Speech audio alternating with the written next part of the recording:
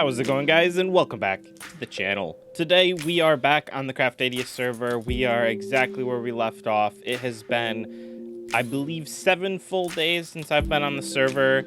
Sadly, this farm has not really produced anything during that time because, you know, no one's been over here. But we have 8 more bottles than we did when I was last here, and I've been watching all 6 bees are definitely still here and doing their job. So that's really good to know. Don't need to worry about them despawning for now. And we're gonna move right along with building in this same area. So I want to work on this rustic farmland area first before I move on to any other part of the base. And that is going to be finishing the decoration around here. There's going to be a bit of decoration that appears around this dome. I have some plans for some rocky, cool looking, pretty things. And then over on this side, we are going to be having all of the farming. So everything that I need to manually farm to grind up my farming skill, like this. Right now I'm level 9. I want to have a lot of manual farming here in these hills, and I think that's going to look really cool. So I'm going to get to work on that. This actually doesn't work anymore. The underground farm entrance is in the domes, and I realized while editing that I didn't even show you guys the underground area. Like, I went down there once, but I didn't show you guys the entrance. So from here, my entrance is down here. So in today's episode, I would like to finish all the farmland that's going to be behind me, finish the decoration in and around the dome, and get this river fully done. And I don't think I can call it a river. Get this stream fully done. It's just gonna be a small stream. I don't know if I showed these guys on camera yet, but we have Ted, the Enderman, and Zombie Debbie just hanging out. Hello. They're gonna be in a boat for a while. Here it is. My one and only moss block. We need to take this over with some bone meal. And we've got a bone here. I need to get a bunch of moss blocks, and then I think I'm done gathering the items that I need for today's building. So let's go get a little bit more bone meal. I've not yet done this, so... Wow. Honestly, this is such a powerful thing. And then you can just keep spreading it. And then mine it all up. This is honestly crazy. And then if you bone meal these, maybe there can't be a block next to it like this. Yeah, you get one of those azalea trees. Which, is this just oak? Okay, so it counts as just an oak log. So I'm going to gather a bunch of moss, and then we will actually get building for today.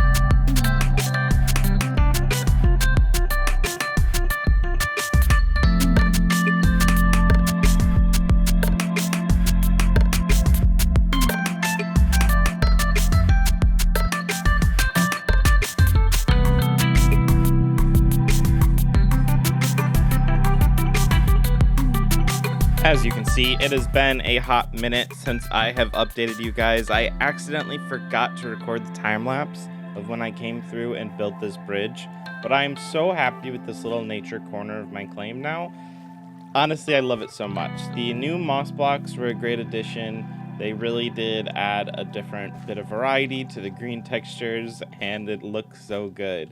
So we have this bridge that I'm still not 100% sold on, but I kind of have grown to like it. So it's a brick foundation with some wooden walkways put in, some railings and everything. Looks kind of nice. And then we come through to get to our B area. And then over here we have a nice sitting area that I think turned out pretty cool. I do like the campfires. And then over here we kind of have a dividing line to where it becomes farmland. So I just only started working on this, basically trying to figure out how far the water can reach on its own. And it worked out pretty good. So I just had to get this path come through here, this, bit of stream here. And then everything was hydrating just fine, except for this one block, which turned into a lamppost. And then over here, pretty much the same thing. The water ends here. Ooh, okay, I'm going to have to fix that you can see that light coming through there. So the whole point is that there's a natural spring coming out of the water here, as you can see by sand and dirt bottom. Natural spring, the water's coming down. Humans kind of diverted it to go off to the left here in order to hydrate the crops that I haven't even put in yet. And then the stream originally just came down to feed the larger river, and humans came through and diverted another bit to go that direction to hydrate that crop. And they can close and shut this trapdoor as they want in order to stop the flow of water. I, of course, was big dumb and forgot to rub my two brain cells together to remember to turn on the time-lapse when I made this windmill, but everything else, I think it time-lapsed all right. I actually haven't checked the footage yet, but I'm hoping it time-lapsed well. And we got even more done. I'm actually loving this area so much. Considering that I'm going for a bit more industrial over here next to market, it's really going to be satisfying to have this nice and pretty area over here. Lots of farmland and everything to look at. So I'm making a little hobbit hole here. The grass and greenery is going to come back over the roof and drip down in places. But this here is the hobbit hole. Been having this glitch with this door. Not sure what's happening. Need to... that's not the window. That's the window. Punch out the window right there.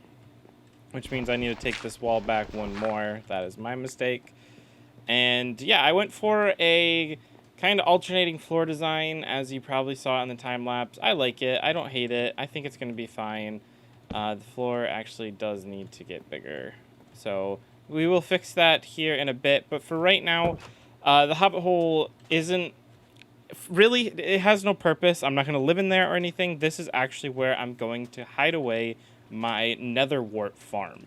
And that's just so that the netherwort farm isn't super visible out and about, because, netherwort doesn't really exist in the real world, and we're kind of going for a more real world build.